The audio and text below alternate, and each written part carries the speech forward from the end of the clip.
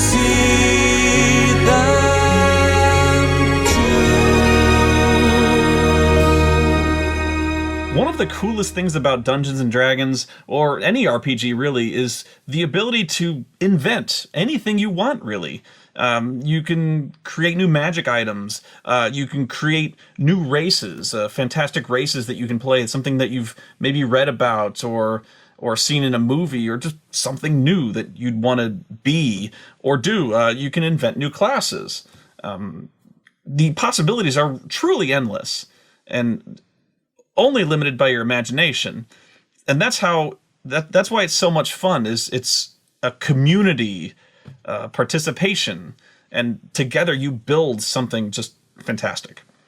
One of those things that I think every single person who's ever opened up one of the player's handbooks has done is, if they didn't explicitly write it down, they still invented in their brains the Anti-Paladin. I don't even know how the words Anti-Paladin first entered my mind, but I knew I had invented it by that name long before there was anything written down, really, about what that was. It's weird. I guess the way it works is, when you actually open up the book and you see the entry for Paladin, and if you didn't know what that was, it certainly tells you. Essentially, they're the ultimate champions of honor and good. They're defenders of the weak, protectors of the realm. They're valiant. They're noble. They're chivalrous. They will help anyone in need. If there's ever a hero in the world and the world needs heroes, it's them.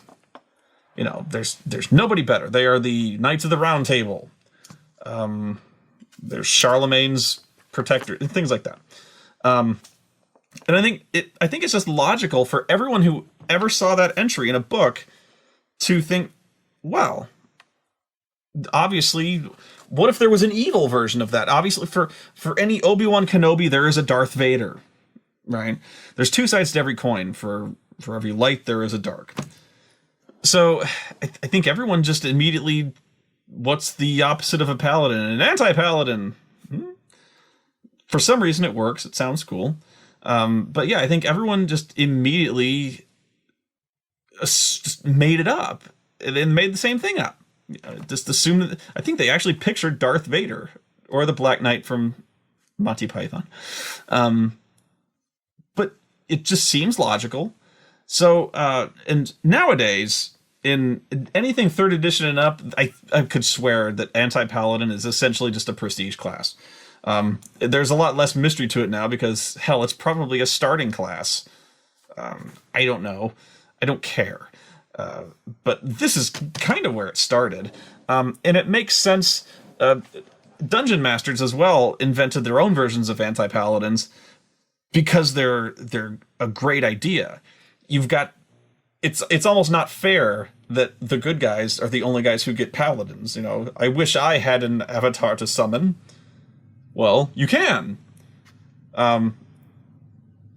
It just makes sense. As the ultimate antagonist for the party, can you think of something that better personifies, an evil villain, an NPC, to oppose the player characters, but the ordained champion of chaotic evil?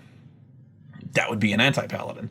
And from a dramatic standpoint, it makes sense because you have, if there's a paladin in the party, he is, I don't want to say he's the number one guy, but if there's a poster boy for that group, if there's anyone who does the initial challenge to the bad guy, like, this party's over, Moloch, if there's anyone who's going to do the noble speech or the finger wagging at a bad guy or something like that, if there's anyone who ends up dueling Darth Vader, it's that guy.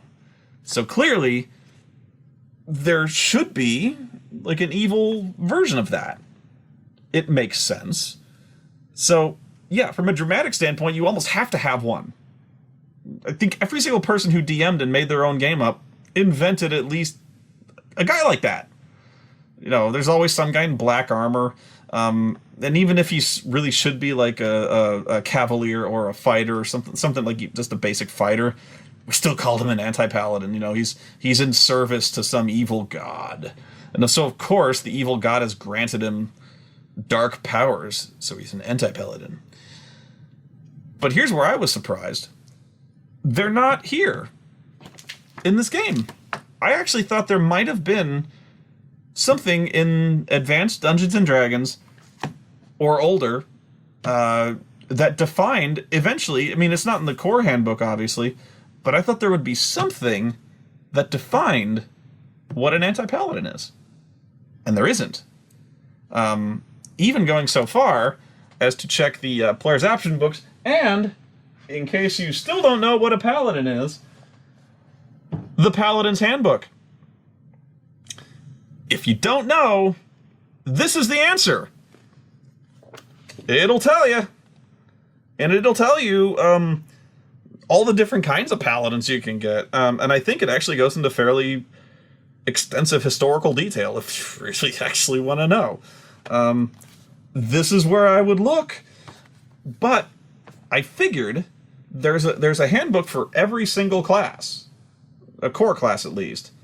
And I figured if ever there was going to be a book that would have an anti-paladin in it, the Paladin's book. They're mentioned here. And I will read to you, it's brief, what they have to say. Anti-paladins. What better nemesis for a paladin than his direct opposite, an anti-paladin that embodies the forces of evil? As the mirror image of a paladin, the anti-paladin might be able to detect the presence of good, generate an aura of protection against good creatures, and wield an unholy sword. Though DMs may experiment with any type of character they like, we discourage the use of anti-paladins. Good and evil are not just merely mirror images of each other. Just as the forces of evil have their unique champions, the paladin is intended as a unique champion for good.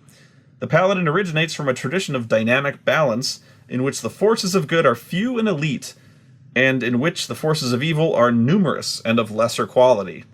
Allowing anti-paladins blurs this basic relationship. Okay, what it's saying is that, I don't know what it's saying. It's saying that the good guy should have something.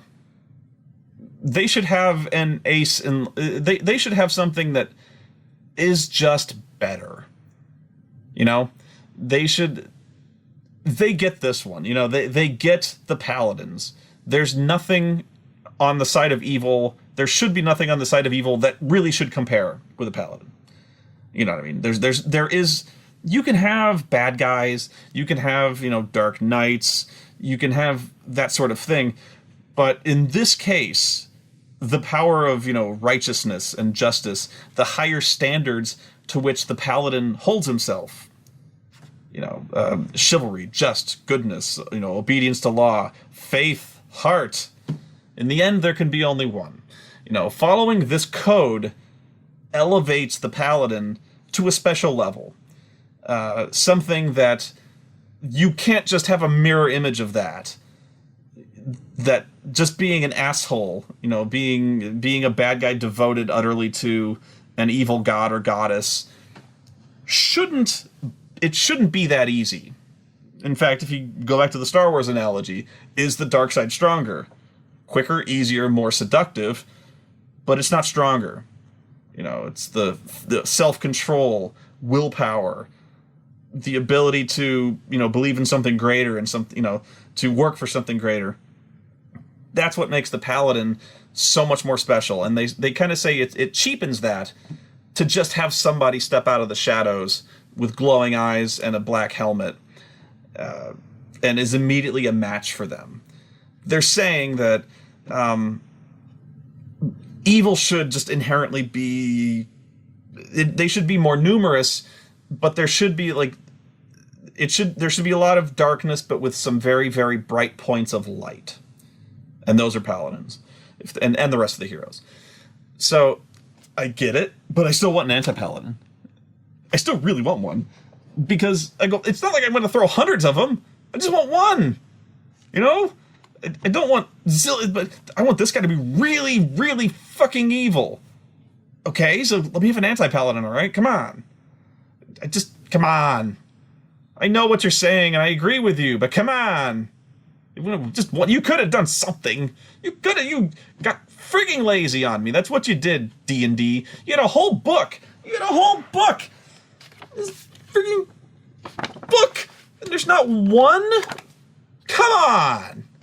You could have written one up and then put the little box here saying you really shouldn't do this. Okay, I will. Anyway, fuck you. But come on! This is such a waste. Why else did you buy this book if not for the... You knew there was going to be an anti-paladin in here. So, I went through, and I looked through any book that I figured up there might have anti-paladins in it. There weren't many, like the player's option books and stuff like that. I went through some of the Forgotten Realms books, the setting books, to see if somewhere they had been defined. I went through the Dragonlance books. Because those actually... Dragonlance defines a number of special classes, like the Knights of Solamnia. Things like that. No, nothing like that. But I could have sworn that somewhere there was a write-up for the freaking Anti-Paladin. And I found it. Where? Well, it should have been obvious, but I'm going to do an episode on this on its own, but there were two magazines that were published by, I believe, TSR and later on Wizards of the Coast. One was called Dragon, and one was called Dungeon.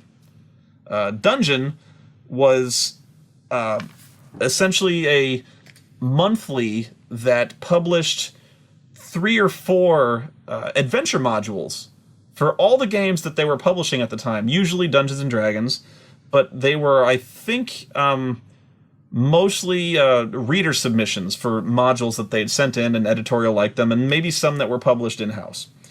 Dragon, on the other hand, had a lot more to it. Dragon was, it featured just all sorts of articles and stuff on the game. Stuff you could use, supplementary stuff, short stories, comics, things like that. It just so happens that in one of these Dragon magazines, there was a write-up for an anti-paladin.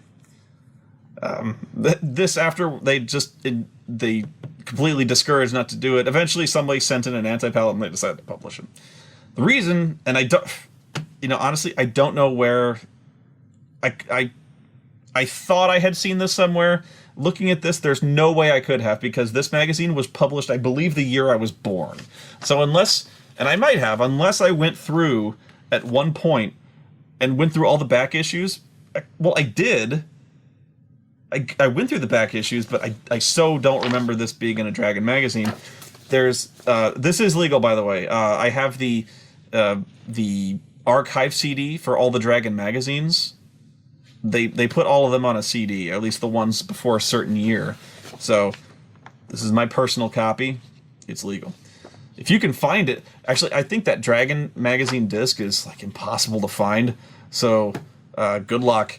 But yeah, this was the article, and it's called "Good Got You Down? Try this for evil: the Paladin and Anti-Paladin NPC." It's from Dragon magazine number 39. Which I believe was published in 1980. I'm old. So, when I read this, I posted a picture of this, by the way, as a hint to what episode was coming up, and some of you guessed this right away. How did you do that? If you cheated and did Google image search, first off, I can't believe it's in Google image search, and B, if you didn't, man, you're good. Well, I think that's just... If you just figured it out, I think it helps me prove my point that you see this, and if you think it's related to D&D, your mind just leaps Anti-Paladin, right? So it's one of those things that's like just ingrained in the culture of Dungeons and Dragons, right? So when I first read this, I kind of didn't like it, but as I kept going, I go, this class is perfect. Now, they make it very clear it's an NPC. You cannot have this as a PC character. You can't do this. I wouldn't let you, for one. But I like how it goes. You know, this is an NPC, guys. Seriously, it's an NPC. Don't use this. Oh, and by the way, here's the experience chart for them and how they advance in their 2-hit and their saving throws. But don't use them for PCs. And here's the information to build one. But don't use them. Don't. You know. So, I thought that was really cool. This article is written kind of tongue-in-cheek, but that's part of why I didn't like it at first. I was going, okay, you're not taking this seriously. I want a serious anti-paladin, please. But as I went on, I realized how much I like this. So it says, recognizing an anti-paladin should be fairly easy for players. Perhaps it's his preference for black horse, black armor, black sword, or his grim skull-shaped keep raised in black basalt or gleaming obsidian, looming ominously against a gray, brooding sky on some chilly, windswept mountaintop. I'm like, really? We're going that stereotypical black horse, black armor, black helm, black shield, and a glowing black sword with black light? Yeah, because, and here's the thing, they are the same but the opposite of a paladin, okay? Paladins wear, you know, gleaming armor, awesome shield, have a sword that beams with holy light, and they have a, you know, helm with one of those plumes on top, and they look very resplendent. So obviously, the anti-paladin should look like the evil version of that. Bear with me. Look, they, not for their flair of the theatrical, but because, like the regular paladin, they serve a higher power, an evil power, or a lower power, as it were. And paladins are actually not allowed, according to their faith, to hide who they are.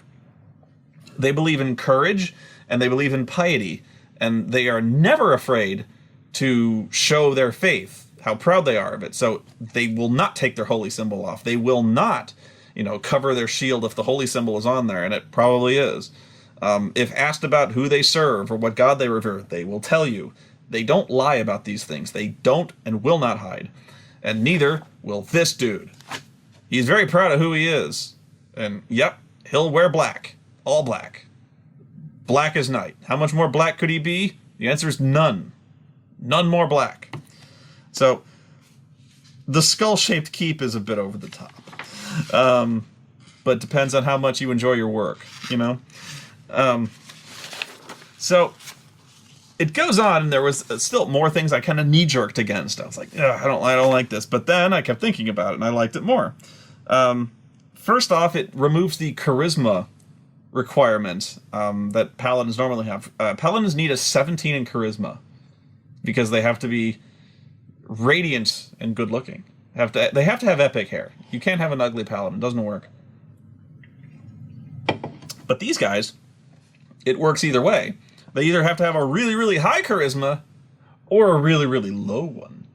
Because you can either be a really good-looking, seductive, persuasive type of villain, or you could be butt ugly. And I mean like real ugly. Like Two-Face or Jonah Hex ugly. That kind of ugly. So they're like, it's the uglier you are, the better. So if you have like a 3 charisma or 2, that's great. You know, so it just depends on how your anti-paladin operates, through intimidation or persuasion. Both will work. So they get a similar list of powers to the normal paladin. They get a +2 bonus in all saving throws. They have immunity to disease. Paladins are immune to disease, in AD&D anyway. But the anti-paladin, while he's immune, he's also a carrier. So it's that kind of immunity, which I think is so brilliant. I was reading the Hackmaster books. Hackmaster is essentially the next version of AD&D, had it kept going. It's more than that, obviously. This is a different version of Hackmaster, but the first version is essentially like an evolution of AD&D. It plays very similar. It actually did define a starting class called the Dark Knight. Yeah, the Dark Knight, which was essentially an anti-paladin, who you could not adventure with these guys for reasons that will become very clear to you soon. but they were essentially had the same power list as the Paladin, but with dark turns to them. What I mean when I say is that they're carriers of disease is that if you stay within proximity of them, you're probably going to catch something. Just because they radiate evil and decay and pestilence and disease. So basically they are walking plagues, whereas paladins radiate courage that inspires people and irradiate an immunity to fear. These things radiate death. And I was like, that's pretty cool. So much so that I think in one of the Hackmaster books, they actually gave me a really cool idea where a Dark Knight, since he is essentially like a walking disease, just for kicks, and because it's messed up, he'll just go into a village and spit in their well. And that's enough to infect the well with just malaria or something like that, something worse. So you could have an entire quest about an anti-paladin going around and just being like, enjoy the bubonic plague, and just walking out. Why? Because that's what they do. You know, that's how they roll, is they just take a whiz in the town well, and sure enough, people just come down with horrible things. You know, huge, oily, seeping boils that are worse than any normal thing. And so, yeah, the local temple like pulls the players aside and says, "I've never seen anything like this before. It's like the plague, but something is made it even more twisted and evil and like tainted, and we can't cure it. So maybe they have to take down the anti-paladin to stop the evil of the plague." You know, it's very simple, but it makes sense. They have lay on hands. Laying on hands is basically the paladin gropes you, and a certain once per day, I believe, they can heal you X number of hit points. Where the anti-paladin, when he gropes you, it's not as pleasant. You know, it causes pain. They also get the Thief's backstabbing ability, which I thought was crazy. They get a +4 bonus to hit with double damage when they hit if they attack you from behind. I like this. For reasons that'll become clear in a minute. They can use poisons. People often misunderstood this. Even some of my group was like, "What? You're not allowed to?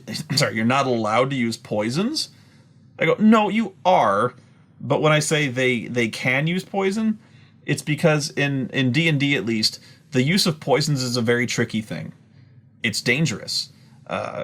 You know, it's not something that just anybody can start mixing crap together and make the poisons. Use of poisons implies you can't really buy it in a store. You know, you have to make it. You have to conjure it up and mix these horribly toxic chemicals together, pardon me, and then you have to apply it to a blade. And so the use of poisons entails that entire process. At any point when you're trying to apply poison, you could, if you're not allowed to, you have to make a roll, and if you fail, well, then you injured yourself, and you subsequently poisoned yourself. Not to mention that the use of poisons is inherently an evil act, at least in this game it is. So anti-paladins are proficient in the making, creation, and use of poisons. So I thought that was cool. And combined with that's all the other reason why they're proficient in backstab. Also because they're cowards. You're like, that doesn't make sense. Aren't they supposed to be like champions of evil? Yeah, but here's why they're inherently cowards. Let's see. Okay, so they'll surround themselves with evil NPCs, you know, evil minions and stuff like that, because that's just that. If you're a villain, you have to surround yourself with minions. No matter what type of horse the anti-paladin rides, these beasts are red-eyed and coal-black, doing double damage when trampling the weak, helpless, and aged underfoot. They get clerical spells at name level. They wear armor like any kind of fighter. They ride a heavy warhorse. Here's the thing. When you fight one alone, they're a very tough customer at every level, at any level, because they're great fighters. They're essentially the equal to a paladin in that regard. They're still fighters and they're badass. However, you're never going to fight them one-on-one. Why? Because they're cowards. And they're always going to throw their minions at you because they don't want to fight you themselves. They're classic wrestling heels. They act like heels basically should act. Even if they're badass, they need to be a little bit craven. And and at least if there's going to be a fight, it should not be a fair fight. That's not how they roll. They'll fight you, but not one-on-one. Not if the odds are fair. If it's not, if it doesn't, if it's even or it doesn't favor them, it's better to fall back and come back when you've got a plan. And this is what they do. So, let's see. Where's the rules for how they work with their group? Okay. So, yeah, this is another rule I really liked. Relations between the... okay. It says it's actually very hard for an anti-paladin to recruit followers. Because their evil is such that they're prone to abuse, injure, maim, and or kill their own minions, and they're so well known for this that most people aren't stupid enough to want to sign on to work for a guy who is more than likely going to choke them with a gauntleted fist. You know, we don't need the money that bad. So I'm like, that's kind of fun that their reputation for cruelty and evil is such that if the guy comes around and he opens it, he's like, who wants to work for Darth Grimlock? Not many people are going to raise their hands, even if they're really desperate for cash. Especially since I heard he killed Farmer Joe yesterday. He just tore his face off because he looked at him funny. So that was cool. They often have the undead, demons, devils, and the undead depending on their level. They often raise a stronghold. Where's the rule? Okay, here it is. So here's how the Anti-Paladin typically acts. It's playing the Anti-Paladin if you're a DM. Unlike most evil types, the Anti-Paladin disdains hack and slash as a primary means of obtaining his goals, preferring the more subtle and devious approach of a Fu Manchu. As a case in point, consider the kidnapping of a local princess on the eve of her wedding to a foreign prince.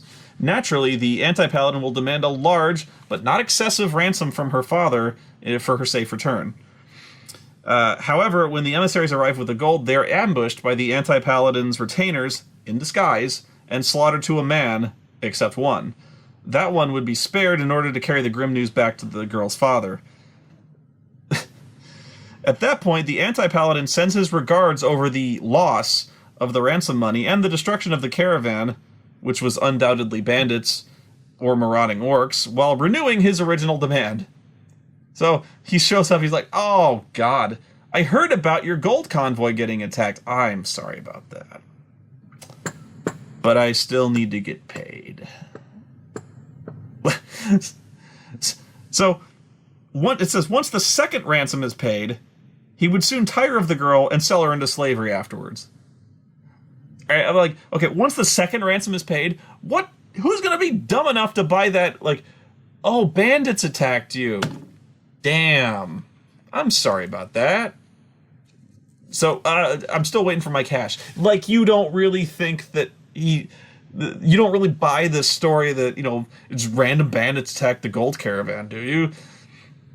You've got Lord Evil strolling down the hallway, trying not to cackle in glee that he just totally took you for this money, and he really thinks you're going to send another wagon full of gold? I don't think so. Might. I don't know. But that's actually where the players would come in, I suppose. The local lord hires these guys, tells them the story, and he says, look, I'll pay the ransom, but I want you guys to go with the gold. Maybe that would be the setup. Although even the players would be like, you're going to pay him again? Let's just go get him. Whatever. What do you want? Thus, he would gain 2 ransoms and the price of a highborn slave girl at virtually no risk to himself. Of course, Daddy might then show up on the Anti-Paladin's doorstep with a large army and or siege train in tow, but that's an occupational hazard. Now, in this scenario, my first question was, how is this Anti-Paladin, like, delivering his demands? you know, and his condolences over the lost money in the first place. Does he actually have the balls to walk into the guy's castle and be like, hey, I'm waiting? Or does he send like an orc with a letter? Or my favorite idea is that he somehow has a medieval fantasy version of the Dr. Evil TV screen that he just calls up anytime, and he's like, here's the plan. For the return of your daughter, I want 1,000,000 gold pieces. And then he just cuts the feed, you know.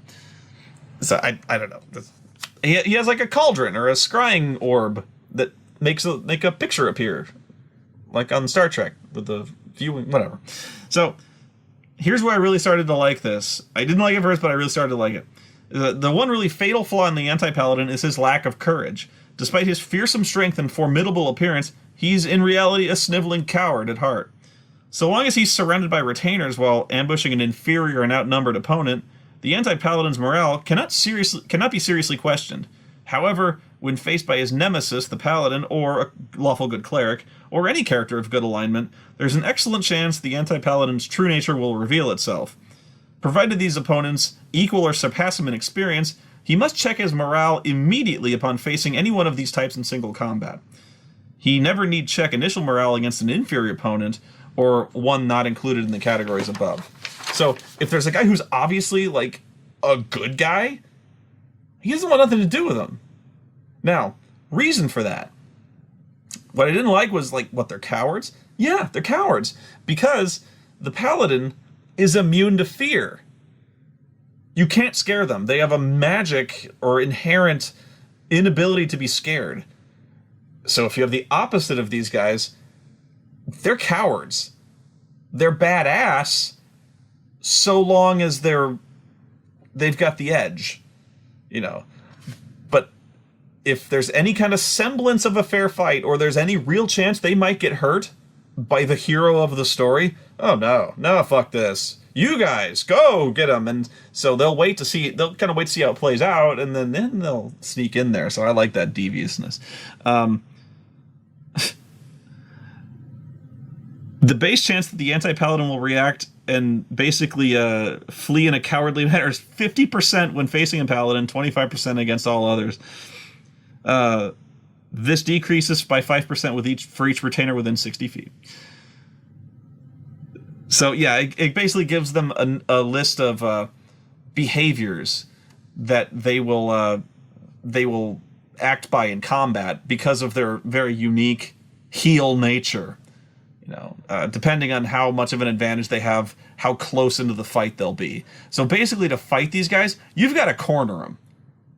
Otherwise, they're going to be the biggest, most annoying, just recurring villains, which is what you want, but they are just going to harry you from the back. They can still heal their minions with their grope on hands. You know, they can still shoot poison arrows all they want, and at high enough levels they can still cast magic and stuff. So the real key here is that they are legitimately a villain to be feared, but you got to catch them first. So they only attack when there's an advantage. So I really like that. Scenarios for the Anti-Paladin, a lot of princess kidnapping, but that's where I come from saying this article is very tongue-in-cheek. So it kind of makes them into a Dr. Evil type of character. The stereotypical supervillain almost. But at the same time, in this case, that's not a bad idea. I wouldn't play it as funny as all that, because you are still talking about guys who were like irredeemably, horribly, torturously evil. You know, they should not be yelling curses foiled again, as it suggests in this one.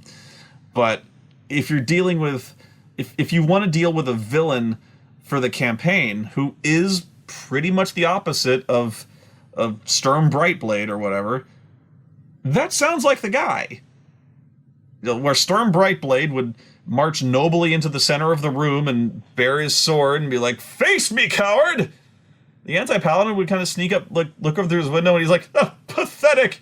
Look at you down there! Oh no, I don't think I need to come down there. Why don't you have why don't you say hello to my welcoming committee? And, he sends his guys. And he'll be in his throne room getting ready. He'll be kidnapping more mayors. That should really annoy Lord British. So, it also mentions how they react to their, how much they charge for their service. What? Under no circumstances will they join or even consider joining a party with lawful good or lawful good characters in it. Oh, okay, if you're hiring them as like anything. They will demand an ungodly share of any treasure found, at least 50%, as well as first choice on all magical items in payment for his services. I guess if you're trying to raise an evil army, and there's an anti-paladin around, he might be worth it. They're good administrators. You definitely don't rebel when they're around, or he'll choke you to death. So, that, my friends, is an anti-paladin. They're in other games. In newer editions, they're a lot more common. I think, actually, in the newer editions, by making them a prestige class, first off, who's letting players be whatever. But by virtue of actually including them in the books, in a way, it makes what I read in the Paladin's Handbook kind of a reality. I find it does, in fact, cheapen what a paladin is by having anti-paladins be a common occurrence. So, in a way, I think it's actually good that they exist, and also good that whatever write-up there was in Advanced Dungeons & Dragons was in Dragon Magazine number 39, near the back of the issue, made on the year I was born. So, if you want one, you gotta go looking, because they're few and far between. Very few. And when you find one, he better be special. Because otherwise, the Paladin's gonna wonder what the hell he's been, dedicating his life to. If just anyone can be like this guy. So, I hope that helped. And I hoped that helped inspire you if you're trying to make a game and find a proper villain for your campaign and how exactly he should act. The opposite of a paladin. No balls, but he looks good in black.